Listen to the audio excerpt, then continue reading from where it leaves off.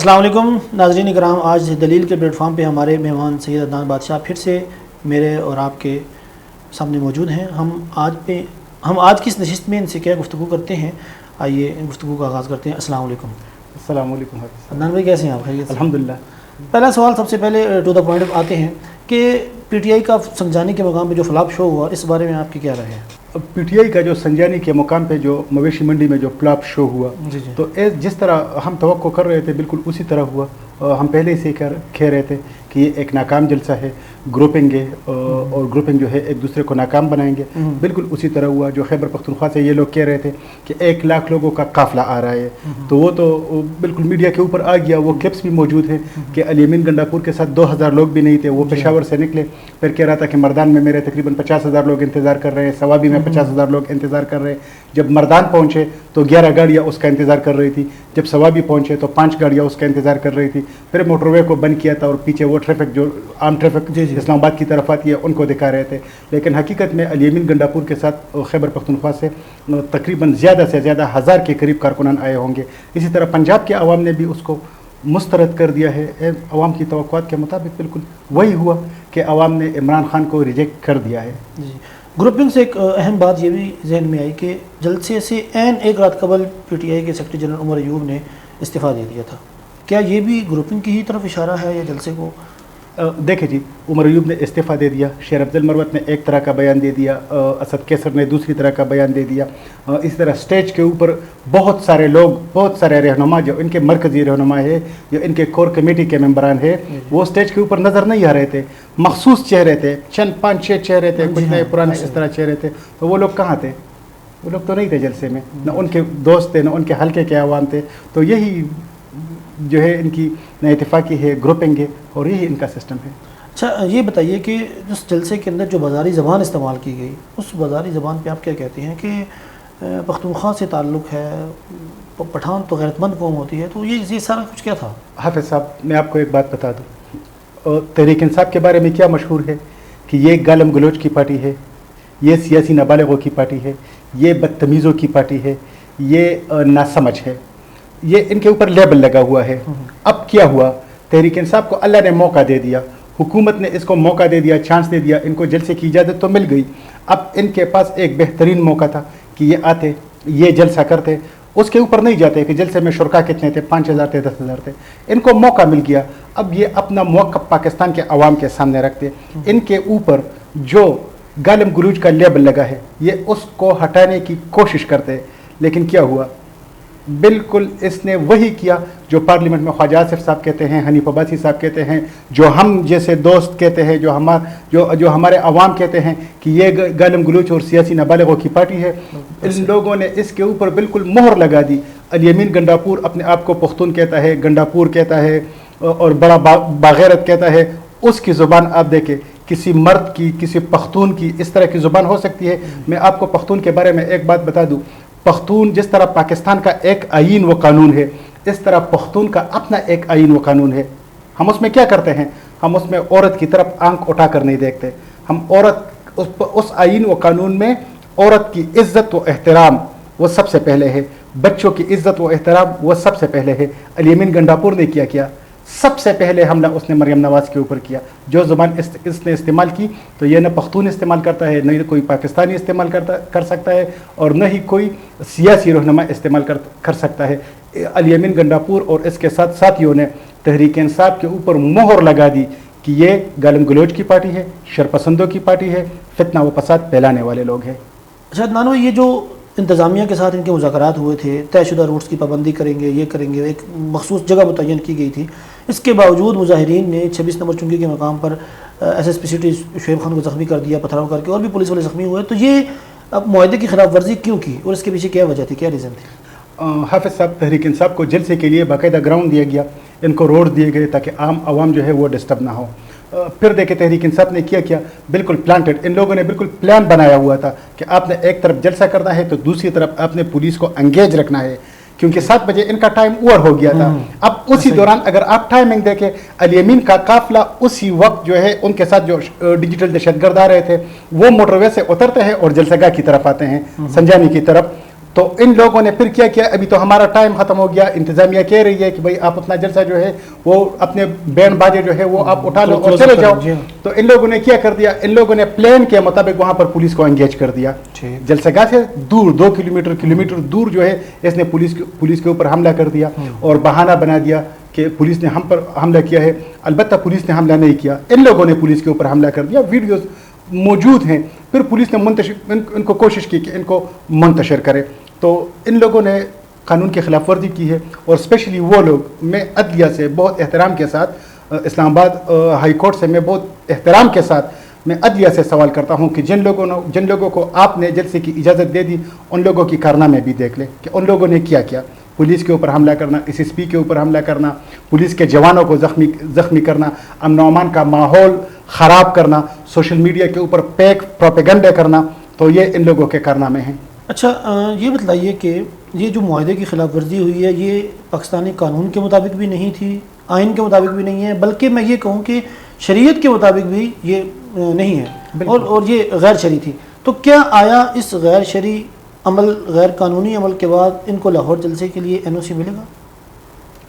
لاہور جلسے کے لیے NOC میں آپ کو کہوں سر کہ ان کو لاہور جلسے کا NOC نہ کہے, ان کو آپ جو ہے لاہور میں شرپسندی, ڈیجیٹل دہشت گردی پھیلانے, گالم گلوچ کرنے کے NOC کہے.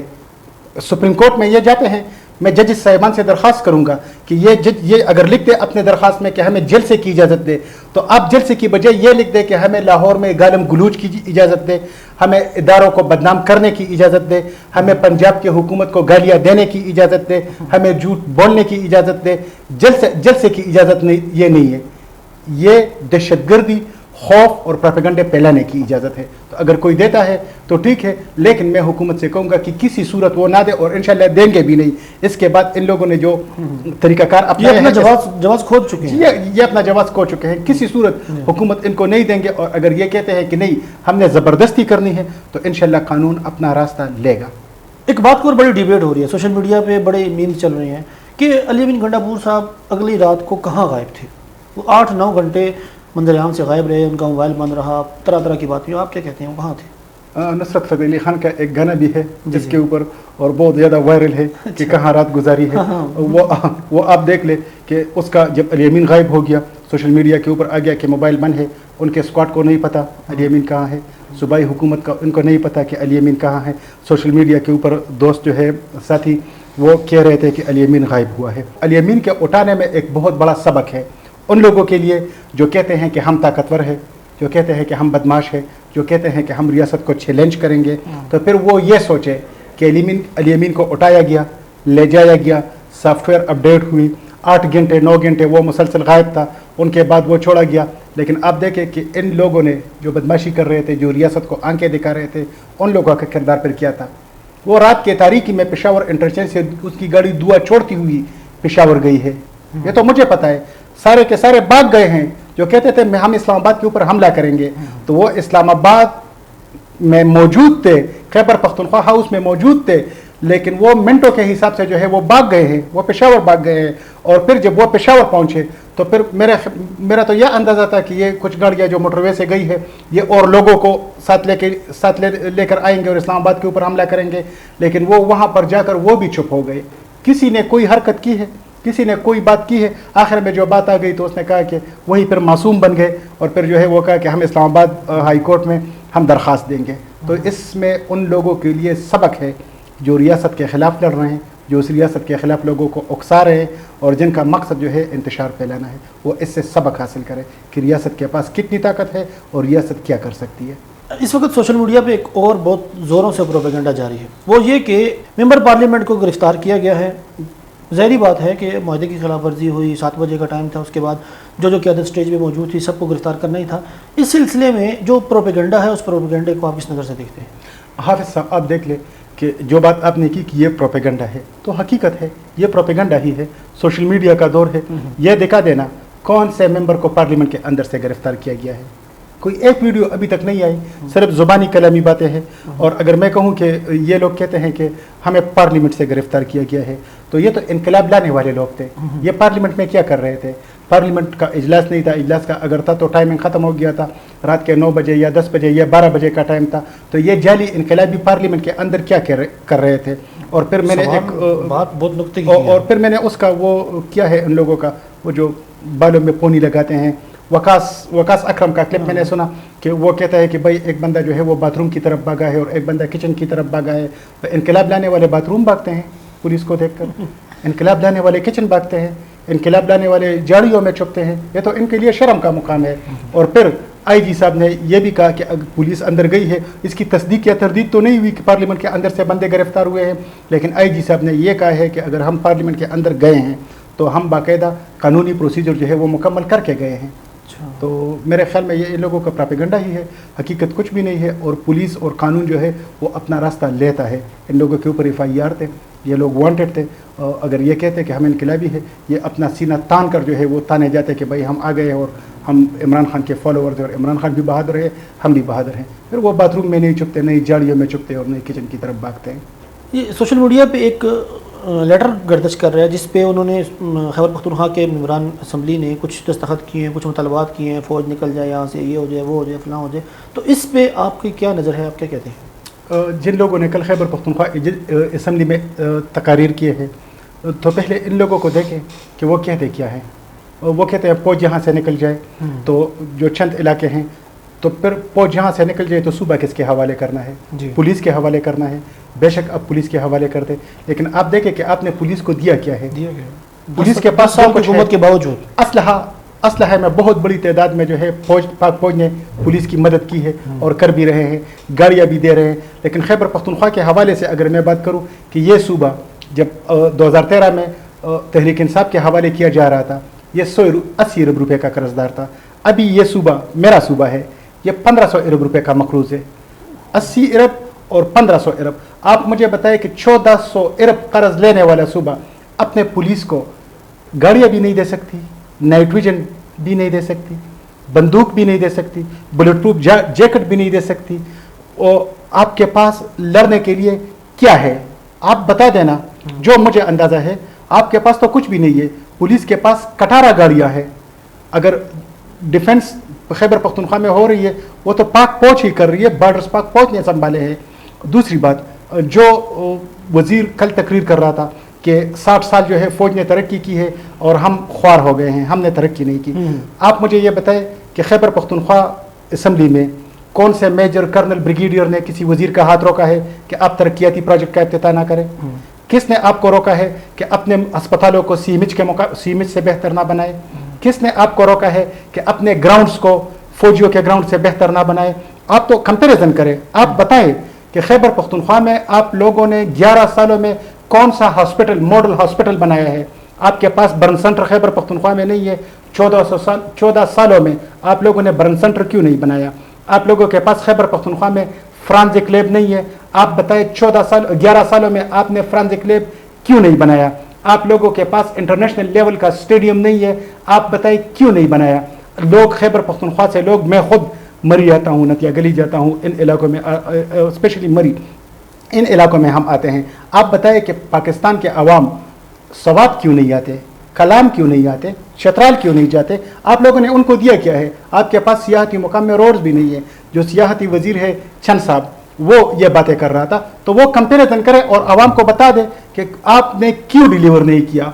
आप बनाए, बेहतर हॉस्पिटल बनाए, बेहतर कॉलेजेस बनाए, बेहतर यूनिवर्सिटी बनाए, बेहतर स्कूल बनाए। स्कूल की हाफिज साहब मैं आपको बात करूं, खैबर पख्तूनख्वा की रिपोर्ट है कि 70% स्कूलों में बच्चों के पास किताबें नहीं है, कलम नहीं है, दवात नहीं है, बैठने के लिए कुर्सी नहीं है। वो जो टाट होता है वो बोरी का, वो बिछाते हैं। मैं चैलेंज के साथ वज़ीर तालीम को कहता हूँ कि चैलेंज कबूल करें। मैं आपको आपके स्कूल में दिखाऊंगा कि बच्चे अपने घर से वो बोरियाँ लेके आते हैं और उसके ऊपर बैठते हैं।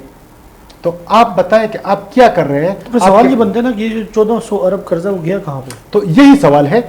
आप वो सवाल कर रहा है वजीर सियाहत साहब कि फौज का बजट देखना चाहिए और फौज का टैक्स देखना चाहिए। तो फौज का बजट भी वाज़ेह है, फौज का टैक्स भी वाज़ेह है कि वो कितना टैक्स दे रहे हैं। जनाब आप 1400 अरब का हिसाब दे कि आपने 1400 अरब कहाँ पर लगाए हैं। वहाँ पर तो मैं खैबर पख्तूनख्वा से हूँ, मुझे पता है। वहाँ पर तो लोग मैयतें उठाकर दरिया क्रॉस कर रहे हैं, मैयतें उठाकर वो बारात लेके जा रहे हैं, बच्चे सुबह सवेरे क्रॉलिंग करके, आपने वीडियोस देखी होगी, क्रॉलिंग करके दरिया क्रॉस करते हैं, वो स्कूल जाते हैं।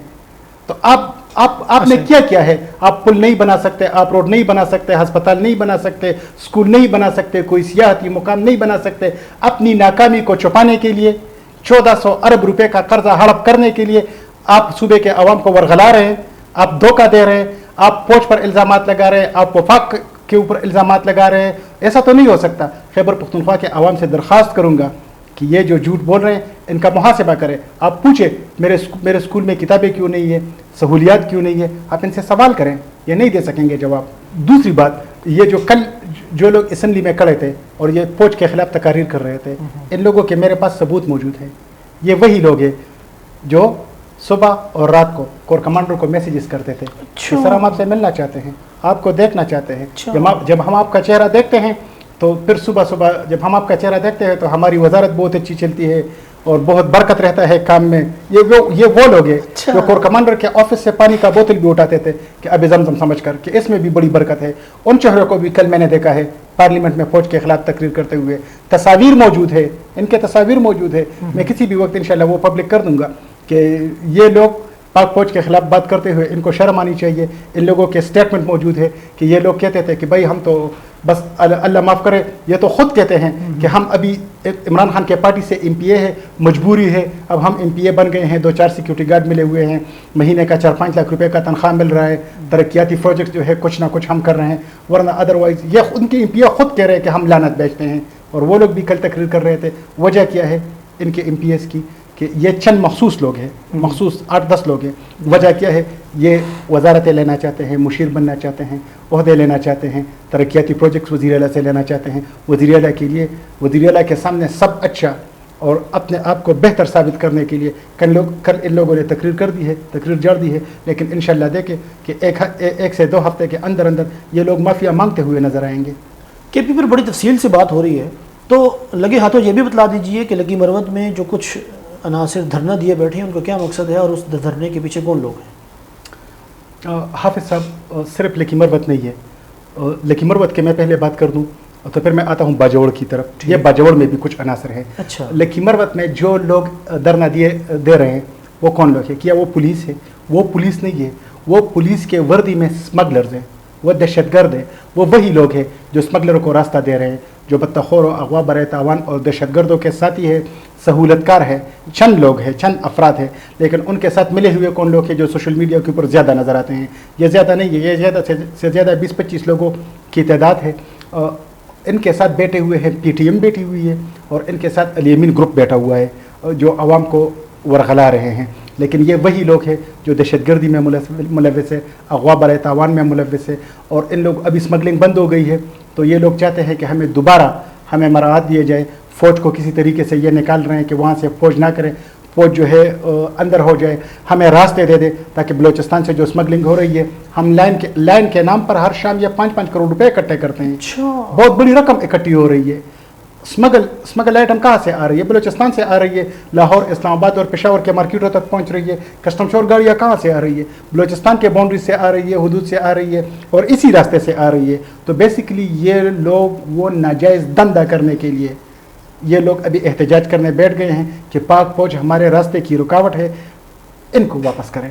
इसी तरह बाजौड़ की आप देख लें। और फिर ये लकी मरवत में ये कहते हैं ना कि पाक फौज वापस चली जाए, हम जाने और अमन जाने, हम जाने और दहशतगर्द जाने। बाजौड़ को अब देख ले, बाजौड़ और लकी मरवत के हालात को आप मुआजना करें और अवाम इसको समझे। बाजौड़ में पुलिस वाले एहतजाज कर रहे हैं एक महदूद हल्के में और वो कह रहे हैं कि हमारे ऊपर पोलियो के लिए जब हम टीम के साथ ड्यूटी करते हैं तो हम पर हमले होते हैं। एक हमला हुआ है, आप हमें मेहरबानी करें। उन लोगों ने दरख्वास्त की है कि रिटन में, और वो कहते हैं कि हमें फ़ौज दे दे अमन लाने के लिए, हमें सिक्योरिटी देने के लिए आप हमें फ़ौज दे दे कि हम टीमों की बेहतर तरीके से सिक्योरिटी कर सके, हिफाजत कर सके। तो अब आप बताएं कि दोनों को आप किस तरह मीडिया के ऊपर दिखाया जा रहा है कि भाई पुलिस वाले एहतजाज कर रहे हैं। किधर पुलिस वाले एहतजाज कर रहे हैं? वहाँ पर स्मगलरों के साथ ही एहतजाज कर रहे हैं, जबकि बाजौड़ में वो लोग कहते हैं कि हमें फ़ौज दे दें। तो अब आप अंदाज़ा लगाएं कि किस तरह आवाम को गुमराह किया जा रहा है।